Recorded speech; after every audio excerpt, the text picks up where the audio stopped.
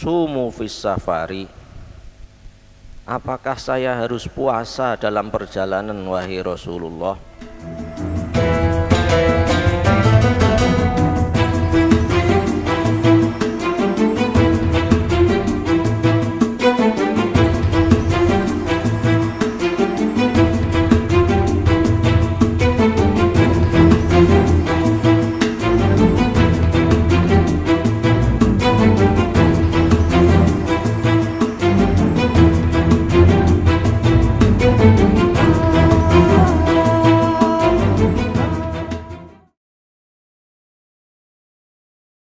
Assalamualaikum warahmatullahi wabarakatuh. Bismillahirrahmanirrahim. Alhamdulillahirabbil alamin. Wal aqibatu lil muttaqin wa la 'udwana illa 'alal zalimin. Asyhadu an la ilaha illallah wahdahu la syarikalah. Wa asyhadu anna Muhammadan 'abduhu wa rasuluh. Allahumma fashalli wa sallim ala sayyidina Muhammad wa ala alihi wa sahbihi wa dzurriyyati wa atba'ihi ajma'in, amma ba'd. Bismillahirrahmanirrahim. Babus shaumi fis safari wa ghairihi. An Aisyah radhiyallahu anha anna Hamzah bin Amr al-Aslami qala an-nabi sallallahu alaihi wasallam asumu fis safari wa kana katsiras siyami qala in syi'ta fasum wa in syi'ta fa'aftir.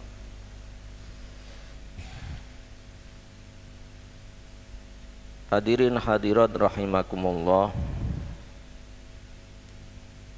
pada kesempatan kali ini saya akan melanjutkan dari kitab As-Siyam dalam Umdatul Ahkam tentang bab puasa dalam perjalanan. Ada sebuah hadis yang diriwayatkan oleh Sayyidatina Aisyah radhiyallahu anha. Beliau mengatakan bahwa Hamzah bin Amr al-Aslami pernah matur kepada Rasulullah sallallahu alaihi wasallam. Ada seorang sahabat namanya Hamzah bin Amr al-Aslami matur kepada Rasulullah sallallahu alaihi wasallam, asumu fis safari. Apakah saya harus puasa dalam perjalanan wahai Rasulullah? Sedangkan Hamzah bin Amr ini adalah orang yang sering dan terbiasa puasa. Wa kana katsiras siyam. Kemudian jawabnya Rasulullah sallallahu alaihi wasallam, in syi'ta fasum wa in syi'ta fa'aftir. Kalau engkau mau puasa, kalau engkau mau boleh muka. Terus kemudian para ulama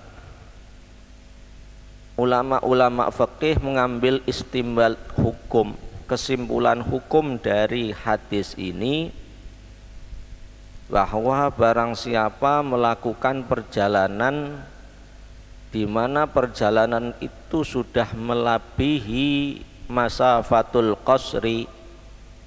Masafatul qasri itu di mana seorang sudah boleh untuk mengqashar sholat, maka apabila perjalanannya itu memberatkannya dan mendatangkan madarat apabila terus berpuasa, maka boleh dia buka.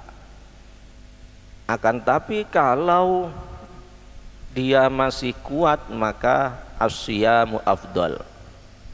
Karena kondisi seseorang dengan seseorang itu beda-beda. Ada kalanya orang naik bis jauh itu enggak apa-apa, daya tahan tubuhnya kuat. Tapi ada orang-orang tertentu naik bis sedikit, perjalanan 5 kilo itu sudah sudah mabuk dan lain sebagainya. Maka apa yang sampaikan, yang disabdakan Rasulullah Shallallahu Alaihi Wasallam itu termasuk yuridullahu bikumul yusra wala yuridu bikumul usra, bahwa Allah ini menghendaki kemudahan-kemudahan dalam beribadah, tidak menghendaki kerupekan-kerupekan dalam beribadah. Maka ini juga berdasarkan ayat wa antasumu khairul lakum, wa antasumu khairul lakum. Kalau masih kuat puasa lebih baik, kalau tidak kuat ya tidak biasa, tidak puasa enggak apa-apa. Maka fa'iddatum min ayyamin ukhor, harus mengkodok dan mengganti di bulan selain bulan Ramadan. Maka kemarin saya jelaskan ada beberapa madhab yang berbicara tentang kebolehan tidak melakukan puasa di bulan Ramadan bagi orang yang menempuh perjalanan. Ada beberapa pendapat, misalkan Imam Maliki, Imam Syafi'i, Abu Hanifah itu mengatakan tadi kalau selagi dia melakukan perjalanan dia kuat, maka al-afdolnya lebih baiknya dia meneruskan puasanya. Tapi menurut sebaliknya, kalau tidak kuat ya boleh muka. Kalau Imam Ahmad bin Hambal itu lebih baik dia muka berdasarkan hadis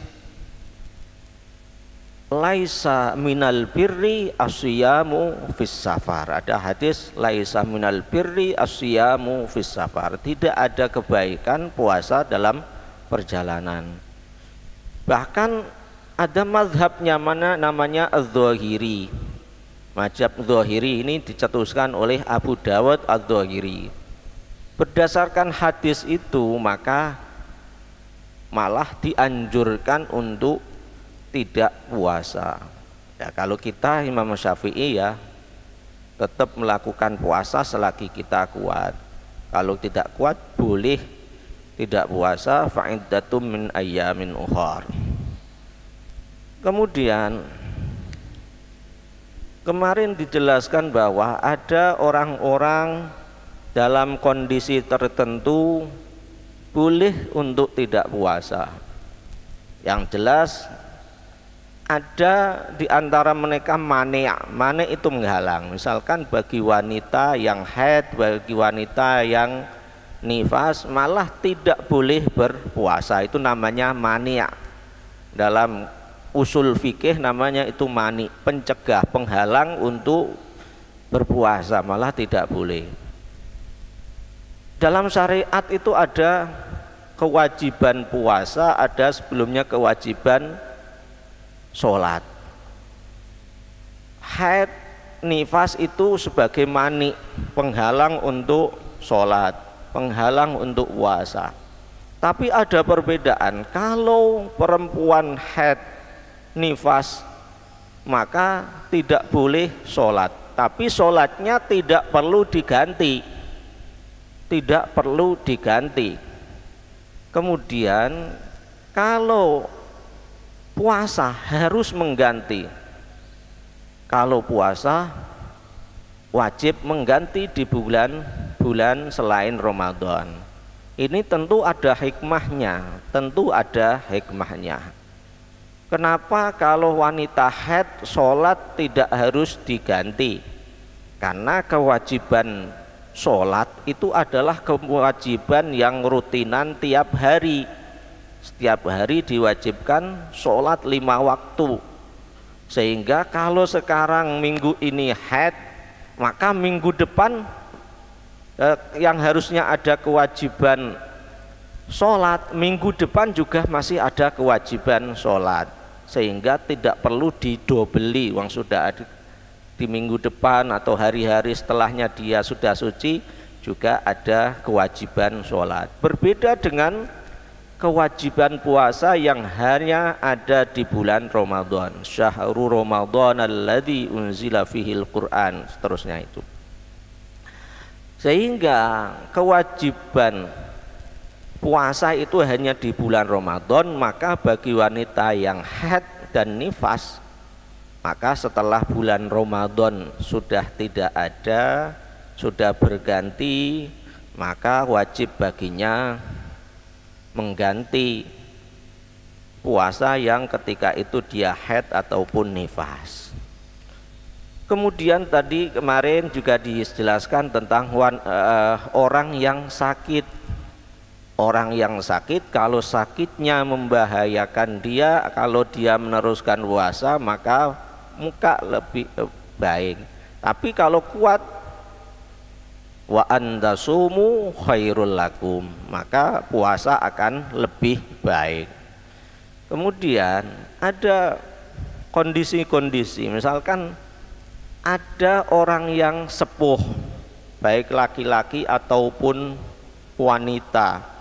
Kalau sudah sepuh, tubuhnya sudah tidak kuat untuk puasa, maka dia boleh tidak puasa. Atau kadang juga orang yang sudah pikun, namanya orang pikun itu, misalkan sudah sahur pagi itu dia kira tidak puasa, kemudian kadang juga lupa apakah puasa.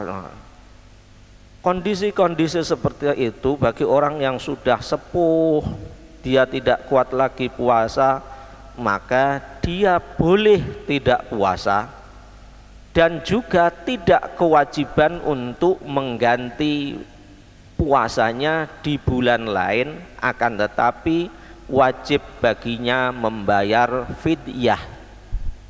Wajib baginya membayar fidyah. Fidyahnya orang yang tidak mampu untuk puasa bagi orang yang sepuh, orang yang tua, itu adalah setengah sok beras, sekira 1,5 kilo beras. Setengah sok itu ya untuk hati-hatinya ya 1,5 kilo beras. Misalkan ada orang sepuh dari orang tua kita tidak kuat puasa ini, yang kita yang membayarkan. Jumlahnya berapa yang dia tidak kuat, kalaupun sebulan penuh ya kali ngalikan 1,5 kali 30, masing-masing dibungkus 1,5 soknya ya 1 bungkusan, itu dibagikan kepada fakir miskin kalau dia mampu untuk memberikan itu. Kemudian ini juga berlaku pada wanita yang menyusui, wanita yang dalam keadaan hamil. Misalkan sekarang hamil bulan Ramadan ini, hamil besar, dan itu payah baginya untuk puasa. Kemudian setelah Ramadan malah menyusui. Keadaan wanita itu beda-beda antara satu dengan yang lainnya. Maka kalau dia kuat untuk mengganti di bulan selain Ramadan, ya bayar puasa. Tapi kalau tidak mampu, maka berlaku hukum seperti orang tua yang tidak kuat untuk berpuasa, membayar fidyah setengah sok itu.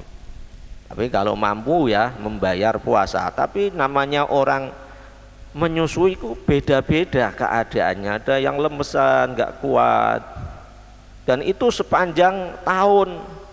Kalau tidak mampu seperti itu ya membayar fidyah setengah sok itu. Kemudian ada keadaan-keadaan lain yang seorang ini boleh untuk tidak puasa, yaitu orang yang bekerja berat, bekerja sangat berat. Kewajiban puasa itu adalah kewajiban secara syariat. Mencari nafkah juga merupakan kewajiban bagi seorang untuk menafkahi keluarganya. apabila ada seorang yang misalkan kerjanya sebagai tukang batu dan ketika itu panas sekali, atau orang yang panen di sawah yang lagi panas, atau misalkan juga orang yang kerjanya ngaspal itu kan panas, maka orang-orang yang pekerjaannya seperti itu boleh tidak puasa dengan syarat dia dari rumah atau dari kosnya atau dari subuh, sebelum subuh itu dia tetap sahur, dia tetap niat puasa. Baru setengah misalkan siang dia tidak kuat, baru boleh muka. Jadi ada azam dulu, ada niat dulu untuk puasa hari esoknya. Tidak boleh saya ini besok kerja sebagai tukang batu, saya tidak usah sahur, otomatis saya tidak puasa besok. Tidak boleh seperti itu. Masih ada kewajiban dia untuk sahur, untuk niat puasa esoknya. Karena berbeda dengan kasus orang yang sepuh, orang yang tua tadi. Nah ini ada di beberapa kitab, misalkan Bushrul Karim karya Syekh Sa'ad, kemudian juga dalam kitab Nihayatuz Zen karya Imam Nawawi menjelaskan tentang orang yang kerjanya kerjaan-kerjaan yang berat, boleh baginya tidak puasa dengan syarat-syarat demikian. Syaratnya harus ada azam dulu untuk tetap puasa, tapi kalau misalkan jam 10, jam 11 dia tidak, memang betul-betul tidak kuat untuk puasa, dia boleh muka sebagai daruratnya seperti itu. Bukan diniatkan dari awal memang tidak puasa. Hadirin hadirat rahimakumullah, ini bab tentang as-shaumu fis safar, tapi keterangannya saya tambah-tambahi dengan orang-orang yang boleh tidak puasa dalam keadaan tertentu. Semoga ada manfaatnya untuk kita semuanya. Wallahu a'lam bishawab. Wallahu muwaffiq ila aqwamit thoriq. Assalamualaikum warahmatullahi wabarakatuh. Ya Allah biha, ya Allah biha, ya Allah bi husnil khatimah. Ya Allah biha, ya Allah biha, ya Allah bi husnil khatimah. Ya Allah biha, ya Allah biha, ya Allah bi husnil khatimah.